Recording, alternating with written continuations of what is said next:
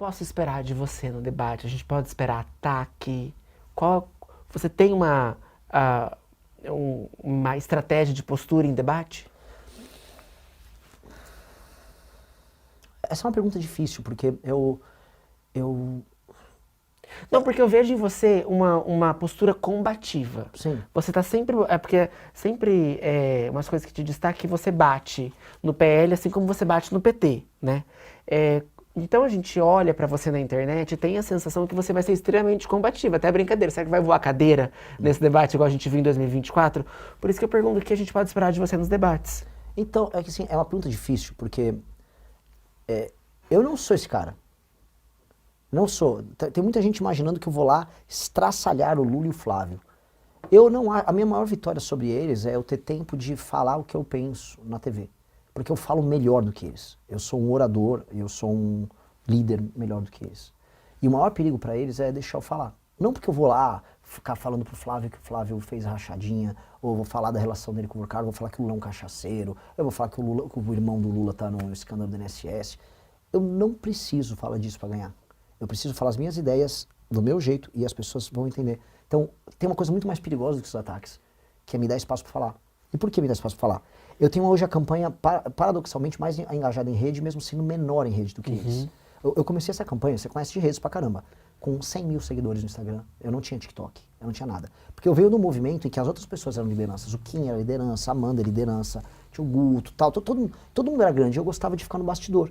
Aí quando montou o partido, o pessoal falou, vai. Eu falei, eita, então vou. Então agora eu vou começar a produzir conteúdo. E aí eu comecei a crescer. O que eu reparei, com muito menos seguidores, eu tenho um engajamento muito grande. Tá. A taxa de engajamento por seguidor é alta. Por quê? Modéstia à parte, eu sou um bom comunicador. E me deixando falar, vai. Então, por exemplo, quando eu vou no Flow, eu comparo a audiência, estão publicadas as lives. Minha versus Flávio versus Zema. Eu vou ter 8 vezes mais audiência que o Zema e eu tenho mais audiência do que o Flávio. É muito. O Caiado nem existe nessa comparação. Mas você entende de onde vem essa expectativa também? Porque do que as pessoas enxergam da internet. Eu, né, vendo os cortes que aparecem seu pra mim, muito mais atacando o Flávio do que atacando o Lula, mas sempre numa postura combativa. É porque é o corte. É o corte. O corte tem uma seleção natural em que o que é mais agressivo roda mais. E você fomenta esses cortes? No sentido de pedir para as pessoas cortarem isso? Ou postar esses cortes, ou compartilhar esses cortes. Às vezes sim, às vezes é uma mensagem importante, mas nem sempre, nem sempre. O que eu acho que eu vou melhor é quando eu faço o que eu estou fazendo aqui com você. Eu quero explicar de maneira serena. Porque eu acho que também ser só combativo é um samba de uma nota só. E vem cá, como vai ser teu tempo de TV comparado com os outros? Não tem. Não tem. Só que o que eu vou ter, que eu acho que o mais importante que o tempo de TV, é o tempo de cobertura jornalística. Então, eu já estou em terceiro nas pesquisas. Se Deus quiser, eu vou bater 10 logo. Chegando 10, a imprensa vai ter que botar equipes. Então, onde eu vou, vai ter um cara da Band, outro cara da Globo. E aí, todo dia eu tenho entrada na TV. E aí, eu acho muito melhor do que eu botar uma propaganda, a pessoa me ver de verdade, fazendo coisas de verdade e falando coisas de verdade. Hoje eu já tenho a Band, SBT News e SBT me cobrem já com regularidade. E aí eu falo as coisas que eu penso, dou uma coletiva e aí isso aparece na TV. Isso pra mim é melhor do que olhar na TV. E aí com isso as pessoas vão ver quem eu sou. E como eu sei que eu falo coisas que são muito verdadeiras, eu acho que as pessoas vão ver verdade no que eu falo. E como que você vê essa influência da TV hoje? Porque eu, por exemplo, não assisto televisão. Como você acha que a televisão, horário eleitoral, ele ainda impacta no resultado da eleição? Ele impacta Por exemplo, pro Lula eu acho que impacta muito pouco.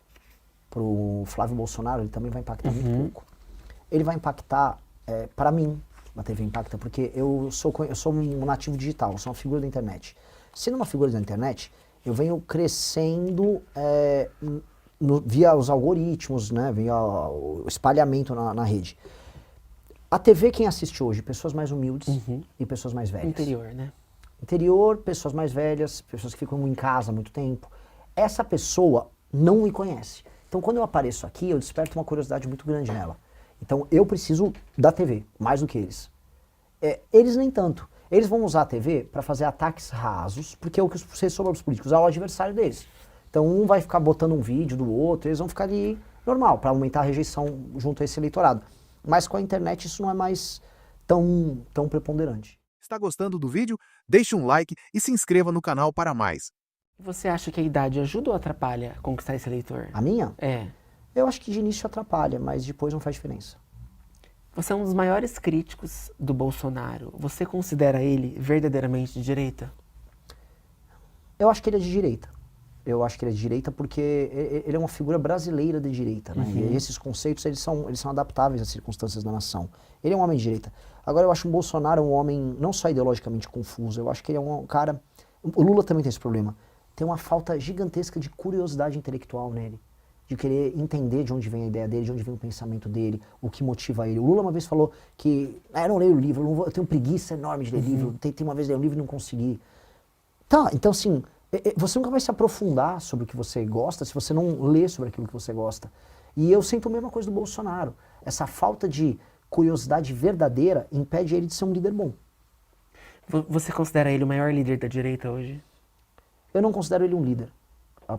Esse é o primeiro problema. Ele é a maior figura de direita. Então, tudo bem. Se eu substituir o nome, então, você considera ele o maior nome da direita hoje? Sim, sim, com certeza. E você vê alguma coisa positiva no governo dele? Eu vejo, vamos dizer, coisas positivas que passaram. O marco do saneamento básico foi importante. A reforma da Previdência, ainda que ele próprio tenha meio que trabalhado contra no começo, a reforma da Previdência foi muito importante. Eu vejo que a gestão do Moro com ele, que foi no fim na gestão dele, na parte de fronteiras e combate à entrada de drogas, esses eram um trabalho melhor do que os governos anteriores.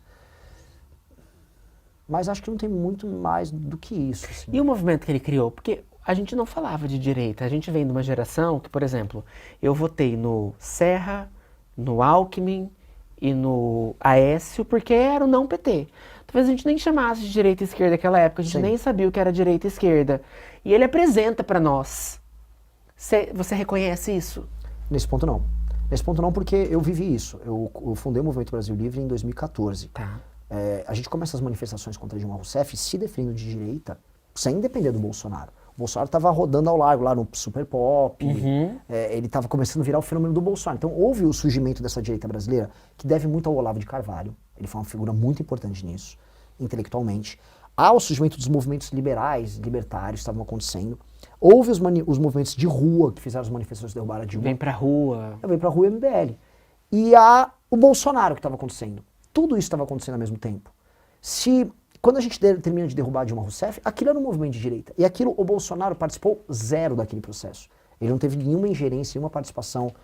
Eu ia nas reuniões em Brasília, eu fiz a rua e congresso para passar o impeachment. E o Bolsonaro nunca existiu nisso aí. Onde nasce o fenômeno Bolsonaro? O fenômeno Bolsonaro é muito parecido com o fenômeno do Trump. Ele é um fenômeno de identidade, é um fenômeno identitário. Igual a gente estava falando do movimento LGBT, não sei o quê. O Bolsonaro é um fenômeno identitário. Ele é um fenômeno identitário, vamos dizer, eu acho que é etário, do homem comum. O homem comum que começa a ver um mundo moderno que tem um sistema de valores diferente dele e que começa a se rebelar contra a imposição que vem da televisão, que vem do judiciário, de um modo de vida que ele tem asco. Então ele começa a ver a agenda de valores, a agenda, por exemplo, a agenda trans, a agenda racial, feminismo, aquilo invade o filme que ele assiste, aquilo é pró-bandido, ele começa a ver e fala assim, eu quero alguém igual a mim. E quem representa esse alguém igual a ele? O Bolsonaro. O Trump fez isso também. E aí a forma como tanto o Trump como o Bolsonaro zombavam desse sistema encantava essas pessoas. E aí o Bolsonaro, o que aconteceu? Enquanto estava tendo impeachment da Dilma, o surgimento de um discurso novo, paralelamente ele estava focando em construir a imagem dele como representante disso. Mas você acha que isso foi intencional ou foi orgânico? Você acha que ele tinha noção do que ele estava fazendo? Eu acho que o Carlos Bolsonaro tinha noção. E a gente tem que, assim, dar... Crédito. A César o que é de César. O Carlos Bolsonaro, eu acho que era louco. Louco, Pinel. Só que loucos, às vezes, têm lapsos de genialidade na loucura deles, né? O Van Gogh cortou a orelha. O Carlos Bolsonaro via, e eu acho que essa é a parte psicológica mais interessante. O Carlos Bolsonaro tem o pai tatuado no corpo. O Carlos Bolsonaro via o pai como algo muito maior do que o pai realmente é. Ele idolatra o pai. Sempre idolatrou. E aí, então, quando surge a ideia de Bolsonaro mito, diferente de todo mundo, ele acreditava realmente que o pai era um mito. E o pai não é. O pai é um homem mortal comum, um homem fraco em muitos termos. Só que ele ajudou a moldar nas redes a imagem que ele tinha. Então foi uma construção muito sincera que ele fez. E as pessoas compraram aquilo.